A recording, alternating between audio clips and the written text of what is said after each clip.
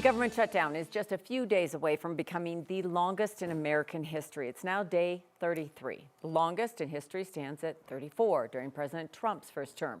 The stalemate at the Capitol is putting a strain on families who depend on food stamps, but they could get some help soon. In an interview with CNN today, Treasury Secretary Scott Bessent said SNAP food benefits could restart as early as Wednesday. It comes after two federal judges ruled that the Trump administration must use emergency funds to pay for SNAP during the shutdown. The program currently helps about 42 million Americans, including more than 600,000 people in Colorado. The administration originally cut off aid yesterday. 9 News reporter Janelle Finch is joining us now. Janelle, you spoke with a woman who's really uncertain, like so many people, how she's going to feed her family without these benefits. Yeah, Erin McLaughlin says she's been on SNAP since 2011. On the second of every month, like today, she'd be loading up her grocery cart online and hitting order at midnight when her benefits kick in. But this month is different.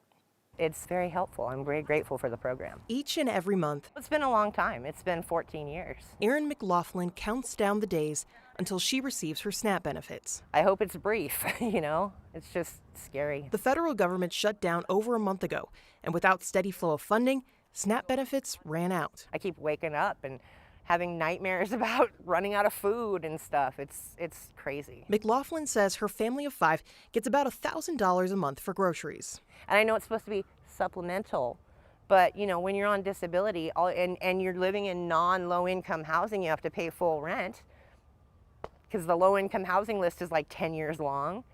You don't have anything extra for food. She says she also doesn't own a car, so she has to get essentials delivered. The night before we get our refill, I will go on here and go on my Walmart Plus, and I will put in the whole order we need because at that point we need everything. McLaughlin hopes by sharing her story, people understand the gap this fills. There are a lot of people, especially online, who will talk about like, oh, everybody on food stamps is lazy or on drugs or whatever. That's not the case. Like 2/3 of food stamp recipients are disabled, elderly, or children, and then the others are actually working full time. They just don't make enough money to feed their families. And she knows she's not the only one who will struggle without this help. This isn't just my story. This is 42 million people's story. I'm not the only one that's looking at the month of November and maybe even December and, Thanksgiving and Christmas, like, what am I feeding my family?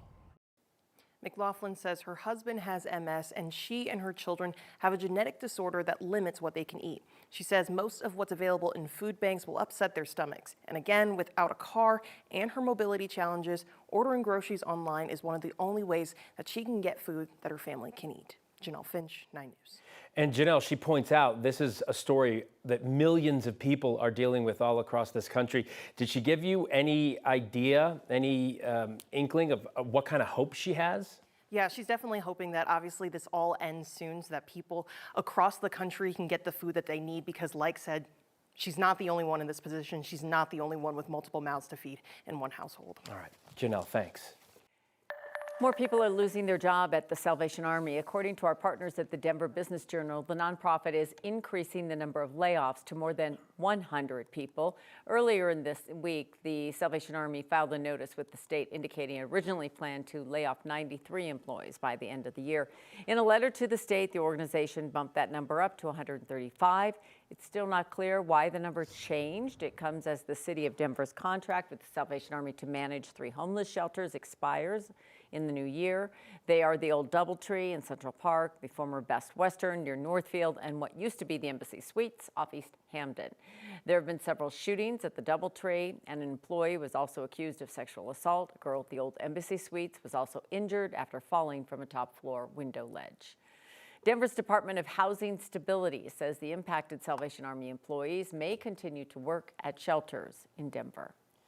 At least 3 people were injured after a shooting at a house party. The shooting happened in a neighborhood off Tower Road and East 56th Avenue, just north of Green Valley Ranch. Police responded after 2 a.m. to reports of a fight breaking out. And they tell us they found one person with a gun, told that person to drop the gun. When they didn't, they shot at him. It's not clear right now if that person was injured by gunfire from police. Officers did find 2 handguns at the scene. The 3 people who were shot were taken to the hospital and are expected to be okay. Looking ahead to this week, Tuesday is Election Day. It's too late to mail in your ballots, so you got to drop it off at a drop box, or you can vote in person. There are several key issues we're looking at and following on Tuesday. Voters are being asked to approve a nearly $1 billion Vibrant Denver bond package for multiple infrastructure projects. Another is Referendum 310. If it passed, it would repeal the city's ban on flavored tobacco product sales. The ban was enacted 1 year ago by the City Council. Voters are also being asked to approve Propositions LL and MN. They are funding free school meals for all kids, regardless of financial need. These are just some of the issues on the ballot. We've made it really easy for you to find out more issues and maybe specifically where you live, what's on the ballot. Just text the word VOTE to 303-871-1491. We'll send you a link to our election guide.